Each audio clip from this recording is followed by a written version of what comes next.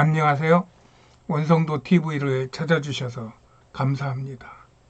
오늘은 섭리의 수레바퀴 구속사 12번째 모세와 바로에 대한 이야기를 해보겠습니다.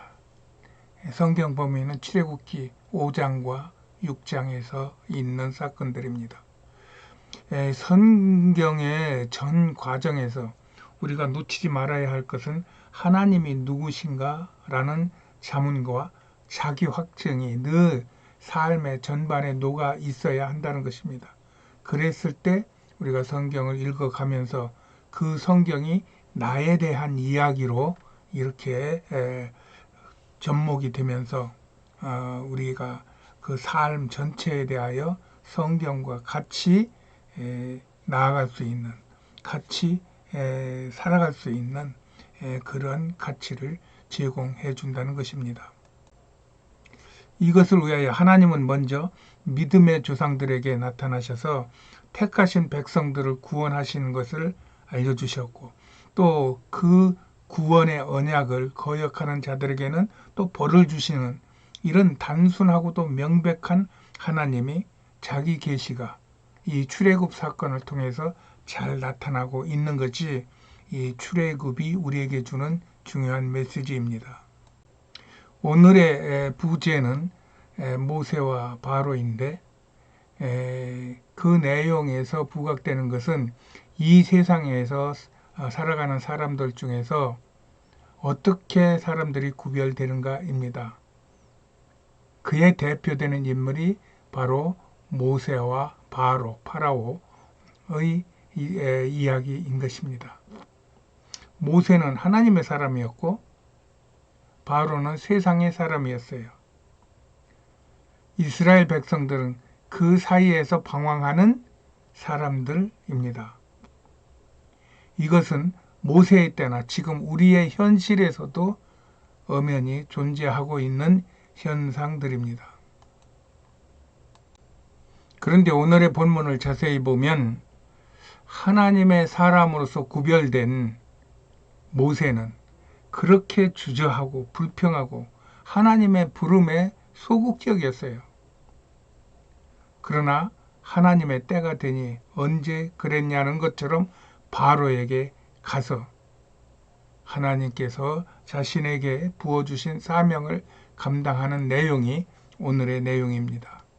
우리는 바로 앞에서 모세의 소명과 변명이라고 하는 주제를 가지고 이야기할 때 그렇게 모세가 모든 부분에 소극적이고 부정적이고 또 불평이 많고 또 자기의 무능만 이렇게 자꾸 드러내면서 그 사역의 어떤 피하는 모습을 보였습니다. 그러나 하나님께서 때가 되어서 그 마음을 붙잡고 이끄시니까 그가 바로 앞에 가서 단도직입적으로 두말할 것도 없이 내 백성을 보내라는 하나님이 말씀하셨다. 너는 우리 백성을 보내야 한다 하는 강하고 단호한 어조로 바로 왕에게 이야기를 합니다. 이것은 바로의 그 성격에서 바로의 성품에서 나오는 것이 아니고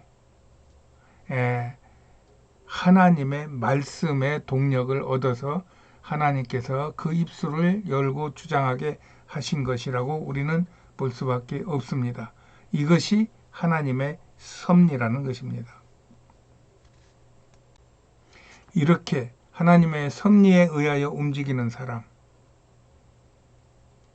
또 성경에 기록된 하나님의 말씀, 또 직접 들은 하나님의 음성, 또 교회에서 선포되는 하나님의 말씀을 확실히 믿는 사람들을 세상이 감당할 수 없죠. 이 성경은 아담부터 바울까지 또 요한계시록의 사도 요한까지의 모든 그 신앙의 선진들의 삶 속에서 그것을 드러내 보이고 있습니다. 반면 바로는 세상 사람의 모습이었습니다. 그는 당대 최고의 권력자로서 당시 지금도 불가사의하게 느껴지는 그 어마어마한 피라밋을 짓게 하는 거의 신적 존재였습니다. 그러면서 그는 여호와 하나님 정도는 우습게 아는 교만과 오만함으로 하나님의 백성들을 압박했습니다. 바로의 삶의 동력은 이 세상의 권세와 권력입니다. 그 권력은 세상의 임금이라고도 하고 공중의 권세 잡은 자라고도 하고 사단이라고도 하고 마귀라고 하는 악한 영들로부터 나오는 것입니다.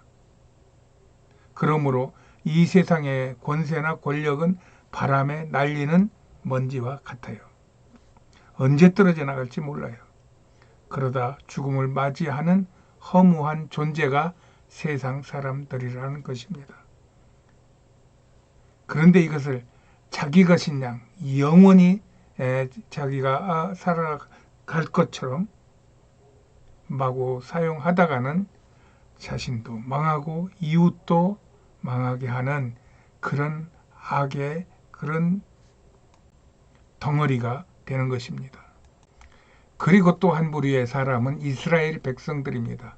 그들은 자신들이 히브리 사람이요 아브라함의 후손임을 알던 사람들이었어요. 그러나 그들은 눈에 안 보이는 여호와보다는 지금 당하는 삶의 무게가 더 실감되고 더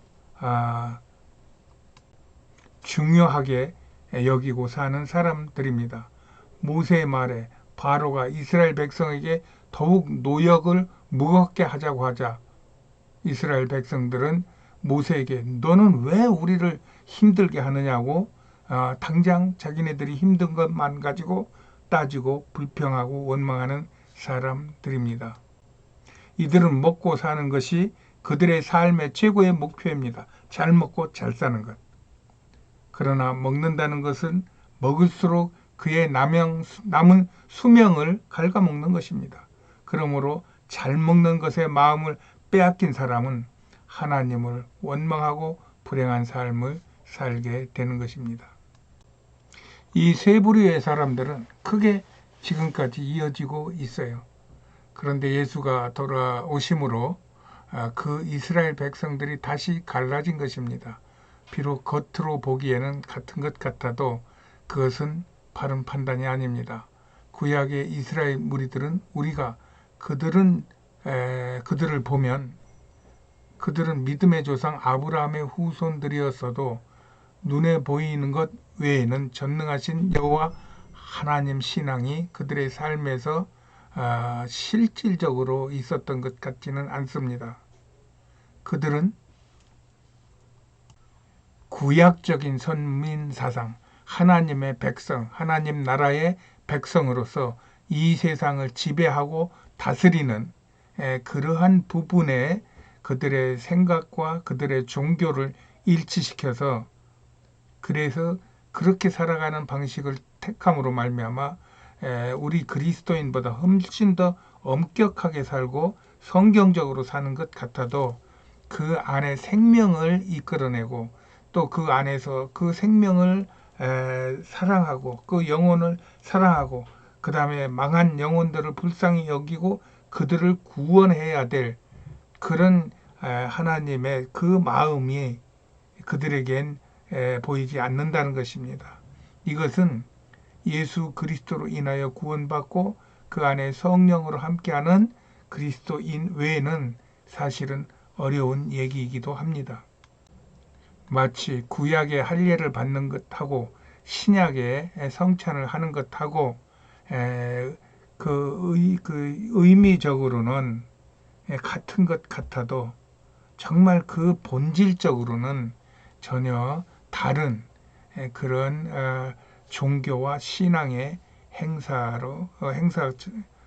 같이 서로 달라서 이스라엘 백성들과 우리 신약의 그리스도인들이 다르다는 것을 말하는 것입니다.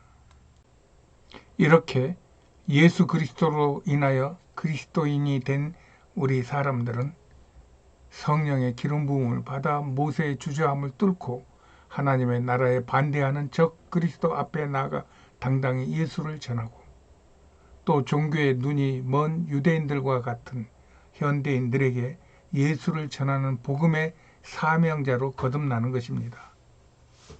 그리하여 하나님의 말씀이 떨어지는 곳에 그 말씀을 받고 믿음의 능력을 키워 나갑니다. 그리고 그들이 이 땅에서 서로 모여 하나님의 나라를 세우고 하나님을 섬기는 교회를 이루며 믿음의 가정, 교회, 국가, 온 세상에 그 믿음의 범위를 넓혀갑니다. 이때 교회를 섬기는 담임자가 있어 그가 예수님, 하나님의 사역을 맡아서 행하는 사명을 감당하게 되는 것이므로 우리가 교회를 중요하게 여기고 교회 안에서 담임 목사가 설교할 때 그 설교에 그 진짜 하나님께서 하시고자 하는 말씀을 우리가 귀담아 듣는다고 하면은 반드시 그는 아멘하여 하나님의 영광을 만나는 그런 복을 누리게 될 것입니다.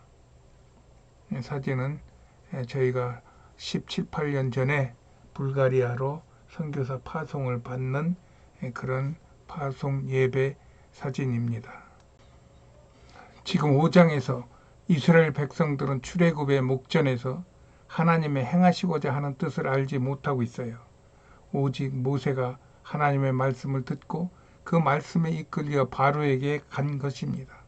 그런 모세일지라도 백성들의 원망을 듣자 하나님 앞에 또 나아가 주여 어찌 나를 보내셨나이까? 주께서도 주의 백성을 구원치 아니하시는데 왜 나보고 자꾸 하나님의 백성을 구원하시려고 합니까? 하고 지금 불평을 하고 있는 것이 이 5장의 전체적인 내용입니다. 그러자 하나님께서 다시 6장에서 모세를 달래며 모세에게 너는 내가 무엇을 할 것인지 너는 지금 모른다. 그러나 내가 어떻게 내 백성을 해방시키고 이끌어낼 것인지 내가 내 앞에서 보여줄 것이다. 그러니 너는 두려워하고 주저하지 말라고 그러면서 하나님께서 특별한 사인을 주십니다. 내가 너희 할아버지 아브라함과 또 이삭과 야곱에게는 알리지 않은 이름이 있는데 그것이 여호와다. 이 이름으로 나는 네 아비가 되고 네 하나님이 되어서 내 백성을 너를 통하여 해방하여 내리라 하고 말씀을 주십니다. 그러면서 하나님은 모세에게 내가 앞으로 애굽의 큰 능력을 나타내어 애굽 사람의 무거운 고역에서 이스라엘을 구원하여 약속의 땅의 그곳에서 나의 나라를 세울 것을 이스라엘 백성에게 알려라. 그들에게 가르쳐라. 고 말씀을 하셔요. 이때 모세 나이가 80세였습니다.